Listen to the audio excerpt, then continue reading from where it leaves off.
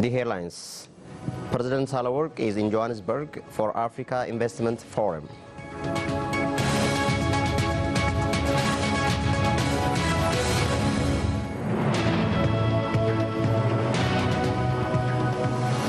Eritrean president to visit Amara regional states.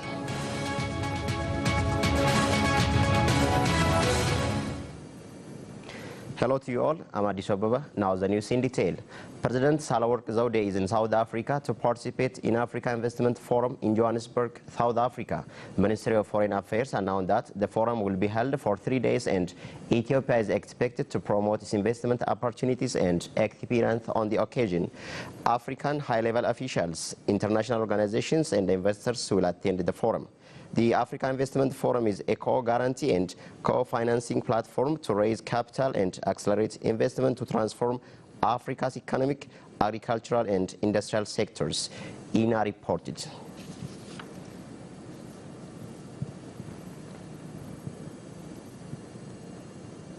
Eritrean President Isaias Afwerki will visit Amara regional state starting on Friday. Head of Gondar City Communication Affairs, Tasfaye Mogas, told INA that the president is expected to visit historic sites and development projects in the region. According to Tasfaye, President Isaias will be received by residents of Gondar and Bahar Dar cities and other senior officials of the region. A delegation from the region has so far visited Eritrea and met with President Isaias and other senior Eritrean government officials. The visit is going to be the third time for President Isaias to visit Ethiopia after the historic peace accord between Ethiopia and Eritrea last July. INA reported.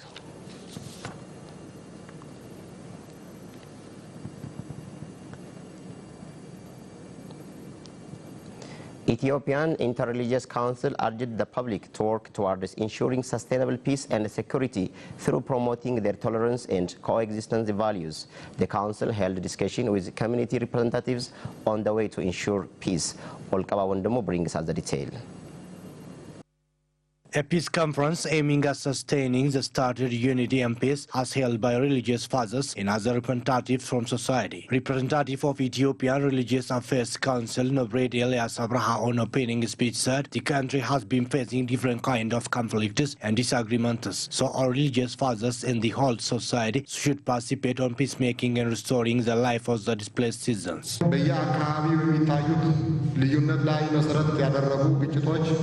We are observing different kinds of conflicts which are focusing on our differences. This action has no importance for we all. It is not our values and norms. If this care is sustained, our country will face the worst record of history. So we all should play our fair share for the sustainable peace of our country. He added that different governmental and non-governmental institutions should play their part in restoring the unity and togetherness of the people. On the conference, different research paper has presented. The paper has focused on the values and norms of the society and the values of religion in aspect of living together. Participants of the conference also vote to contribute their part in restoring peace and unity between people.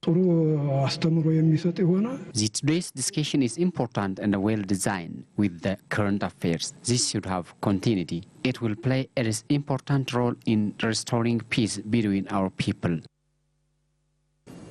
Head of the ODP Central Office, Dr. Alamuseme, said it's possible to fulfill public infrastructure demand if properly engage investors in such development works. Sabata Town Administration has awarded investors that have actively participated in accessing infrastructure for the surrounding community. Olkaba Wondemo again tells us the detail. In Wallet area of Sabata Town, owner of real estate and drinking water factories have dug up to groundwater and contributed for the nearby community. Facilitator of the project, Colonel Gamachuka Kaba, said the project is aimed at solving the problem of clean drinking water for the nearby community, adding the projects have been concluded with an expense of 12 million birr. Water is life. You cannot think of life without water. I want to thank all businessmen and owners of different factories for their kind response and support. Member of the facilitating committee, Kadibat, has also said the committee is aiming and working to solve the problem of quality drinking water of the town residents. We are working in collaboration with the Oromia Water Irrigation and Electricity Bureau. We have a plan of 20 years. We are also facilitating and searching for different funds in support of our project. Residents of the area, for their part, thanked the businessmen and owners of different factories for their contribution and kind work. The Sabata Town administration has organized a recognition ceremony for the participants of the project. Head of the ODP Central Committee, Dr. Musime, said participating business owners in development is the key for the growth of the town, adding all should play their own role in protecting and nurturing the water projects.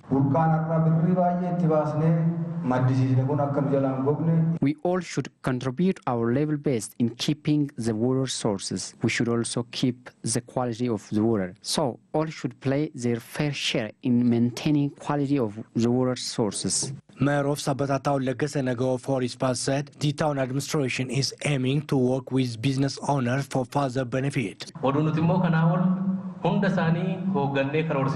We can do a miracle if we sustain our collaboration and togetherness. I want to deliver special thanks for the successful participation of your engagements. Some businessmen and owners of different factories also vote to work for the development of their town. The Oromia Agriculture and Natural Resources Bureau announced that it's introducing a technology that helps farmers sow their plots by farming only once per harvest season. The Bureau said the technology has been tested and become successful. Latata Race has the detail. Director of the Soil Fertility Improvement Directorate with Oromia Agriculture and Natural Resources Bureau, Elias Kedur, said that it was confirmed by research that agricultural production is decreasing from time to time due to soil erosion, which is caused by frequent land plowing, even 4 or 5 times per harvest season. Elias told OBN that new technology which can address the problem has begun to be used. The newly obtained technology helps to plow a plot of land only once, avoiding frequent plowing, adding it will have indispensable role in maximizing product and productivity through alleviating soil erosion. The director said the Bureau is providing jobless youth of Gudaya Bila district in East Wolaga zone and that of Tio district in Asi zone, who were organized under associations with the new technology. He added that the new technology is bearing the desired fruit. It is important to plow the plot of land once instead of paving the way for soil erosion, plowing many times. Some youth of these 2 zones are using the new technology, engaging in small-scale mechanization. The benefit of both technologies is of paramount importance. Director of the Engineering Research with the Ethiopian Institute of Agriculture, Bsrat Getnet, for his part, underscored that the new technology will play a significant role in enhancing product and productivity through maintaining soil wetness, in addition to its high contribution in cost effectiveness and time saving. This modernized agricultural tool will have great advantage in sowing seeds properly and preserving soil wetness, as well as increasing agricultural productivity. Various activities are being carried out to distribute this latest technology to all farmers. The youth who have been using the new agricultural technology witnessed that they are becoming beneficiaries, saying that they are getting the machineries in loan. We plowed our farmland once with the tractor. The land was not plowed for 2 years or never. Then we sow seeds at the same time. The farmers who visited the land which was plowed by this tractor said that they have gained a lot of experience from the work, adding it is better than plowing with oxen power. The news comes to you live from Oromia Broadcasting Network. Let's proceed to the remaining one, hoping you'll stay with us. Research findings reveal that quite significant amount of crop produced in Ethiopia is wasting due to poor harvesting mechanism. Agricultural experts confirmed that the country is facing serious challenges related to crop wastage due to lack of advanced techniques of harvesting among farmers. Ethiopia has collected 2.9 million quintals of various crops last year and is expected over 3.7 million quintals this harvest season. It was learned that 30% of the crop produced in Ethiopia is wasted owing to very poor harvesting system. According to the experts, wasting this sum of crop in a country 7.9 million people are seeking for aid is great loss. Coordinator of Food Crop Team with Ministry of Agriculture, Molla Tagany, for his part, noted that even though works are underway to reduce improper use of crops, still it needs deep research to address the problem from its roots. Ina reported.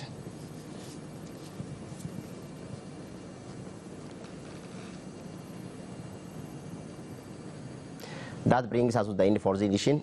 Thank you for watching and have a nice time with the remaining OBN's programs.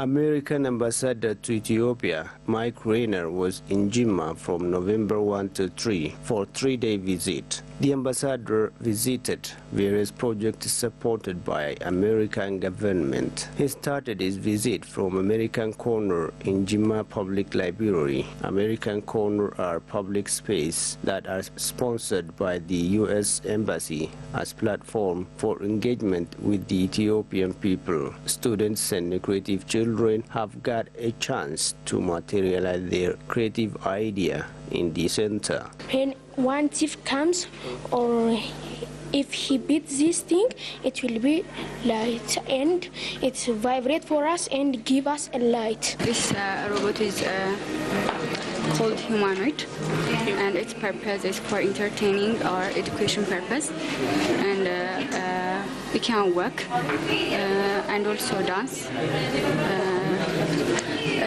It also can connect by Bluetooth with your phone. The ambassador said the objective of this space is to give a chance to the youth to realize their dream. The ambassador has made policy speech to the students of Jimma University on the role of the youth in charting future of the country. What kind of country do you want Ethiopia to be? Is the question that every citizen has not only the right, but the obligation to ask herself or himself. Because in a democracy, it's the people themselves who shape their country's future. In fact, Ethiopia's young people have already done an enormous amount to shape their country's future.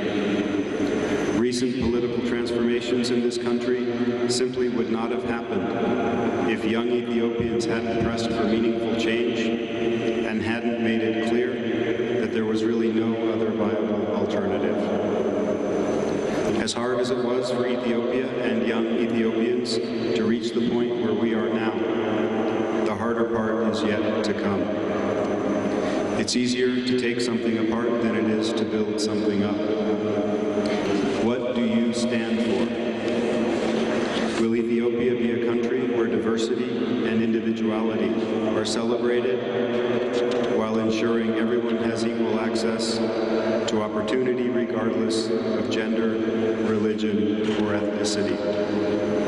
Will it be a country where everyone not only enjoys fundamental rights and freedoms, but also embraces the responsibilities to themselves, to each other, to their country that come with those rights? Will Ethiopia be a country that values reason, solidarity, and the common good above emotions, divisiveness, and extremism? Will it be a country where people understand that they can succeed together without requiring that someone else lose? In case it isn't obvious, I'm hoping you'll answer all these questions with a yes. Because this is the vision of Ethiopia that the United States is here to support. And we support this vision because we believe that this is the vision of Ethiopia that will ensure the success of this country and its people. U.S. ambassadors have Ambassadors Fund for Cultural Heritage Preservation, in which they support the conservation and restoration of cultural heritage. Ambassador Rainer has also launched a Bajifar Palace Preservation Project during his visit to Jimma Zone. We have made an exclusive interview with the ambassador on the current situation in the country and the visit. Mr. Ambassador, thank you for your time. What is your suggestion about the current situation in Ethiopia? Well, first off, let me say that I personally and my government, the United States, is extremely excited about the possibilities that this moment in Ethiopia provides for Ethiopia's citizens. Dr. Abiy's reforms in just 6 short months have done an amazing amount to really reinvent this country and to redefine the opportunities Ethiopians have to participate in their own political and economic future. So it's a moment that we're very excited by. You are on 3-day visit in Jimma. What is the objective of this visit? We have, it's a 3-day visit, but 3 very full days, and we have a number of things we're doing. First, we wanted to meet with local authorities, including the mayor, the president of the university, to understand what's going on in Jimma, what the possibilities are, how Prime Minister Abiy's reforms are playing out on the ground, and where we, the United States, might be able to support this city and the region. Similarly, we're checking on some of the projects we're already doing. We visited our American corner at the library.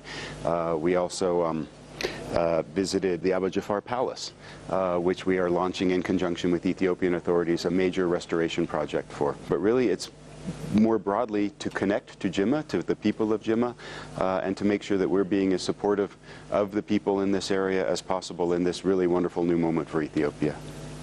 Okay, you have made a policy speech in Jimma University to the youth. Why you select the youth to make that speech? Really, I think it's because we feel that we want to say certain things and hear certain things from young people in Ethiopia. I think, as I said, this is an enormous moment of opportunity and possibility for Ethiopia.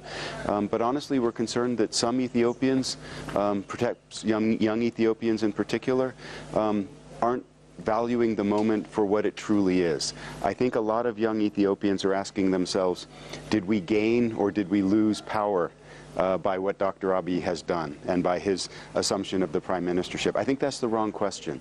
I think what people should appreciate is that all Ethiopians have gained political opportunity, have gained political space, have been given the chance to participate in true democracy and government led by people and by their priorities. So what I hope we can suggest to Ethiopians across the board, and young Ethiopians in particular, is that they should work within this moment, and they should work within the opportunities that the Prime Minister has given them to engage in peaceful, constructive political expression.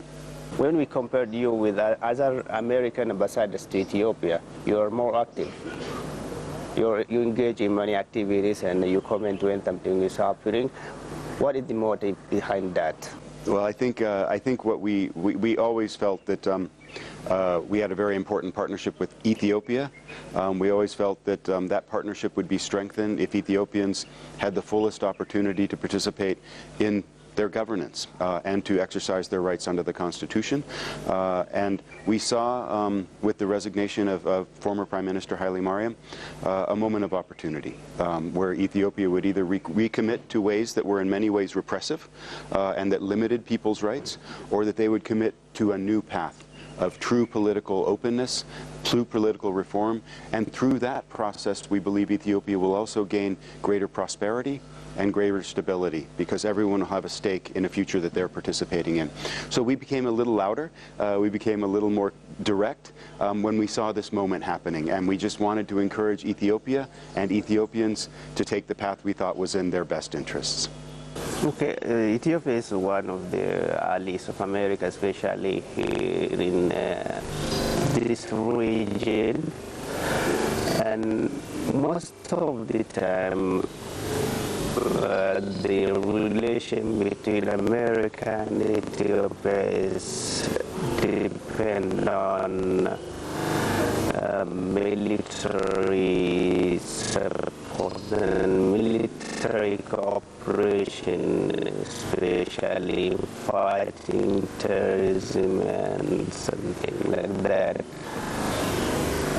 Is there any policy shift now from America towards Ethiopia? Right. You know, I think that's what you're expressing is something of a misperception. I think we always felt that we had a very broad relationship with the Ethiopian government and people. I'll be very specific. Our military relationship with Ethiopia is worth about $9–10 million a year. Our development assistance is worth over $400 million a year. Our humanitarian assistance is worth almost $500 million a year. So we're spending almost $1 billion a year in Ethiopia, of which only 10 million has anything to do with security, including peacekeeping. But that's not to say that's not an important relationship, because it is an important relationship. We value enormously the role that Ethiopia plays as the largest troop contributor to peacekeeping missions in the world. We value enormously their engagement in stabilizing and bringing peace and harmony to this region, not just through peacekeeping, but through their political engagement as well. And of course, the extraordinary resolution of the war with Eritrea is only one, but